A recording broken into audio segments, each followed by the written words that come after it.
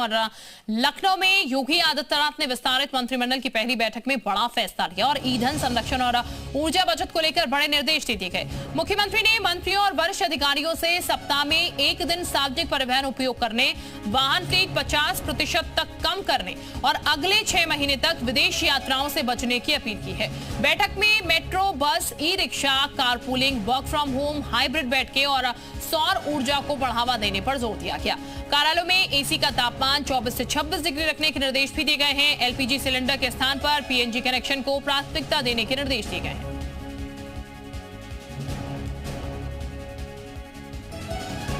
अब बढ़ते आगे, मिडिल ईस्ट में बढ़ते संकट की वजह से पीएम मोदी ने देश से बचत करने की जो अपील की, उसका असर भी दिखने लगा है। शुरुआत खुद पीएम मोदी ने की और अब इसमें बड़ा फैसला यूपी के मुख्यमंत्री योगी आदित्यनाथ ने भी लिया है। युद्ध की तपीश घर की रसोई और सड़क तक कम से कम पहुंचे, इसके लिए पीएम ने देश से ऊर्जा और विदेशी मुद्रा बचाने की जो अपील की थी, उस पर अमल होना शुरू हो गया है।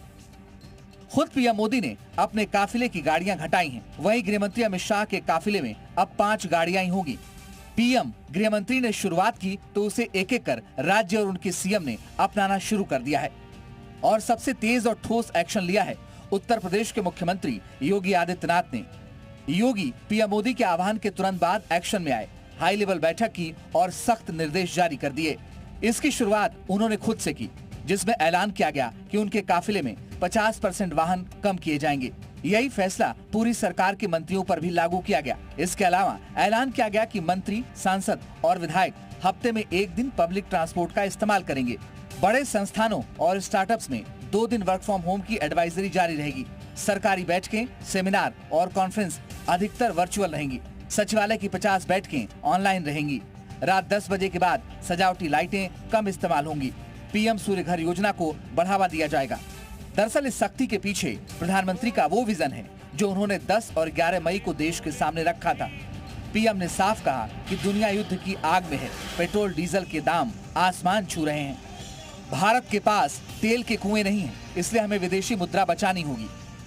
सीएम योगी ने भी यूपी की जनता से अपील की है कि अनावश्यक सोना खरीदने से बचें और बेवजह विदेश यात्राओं पर लगाम लगाएं, ताकि देश की अर्थव्यवस्था को मजबूती मिल सके। उन्होंने यूपी की जनता से अपील की है कि सप्ताह में 1 दिन नो व्हीकल डे मनाएं।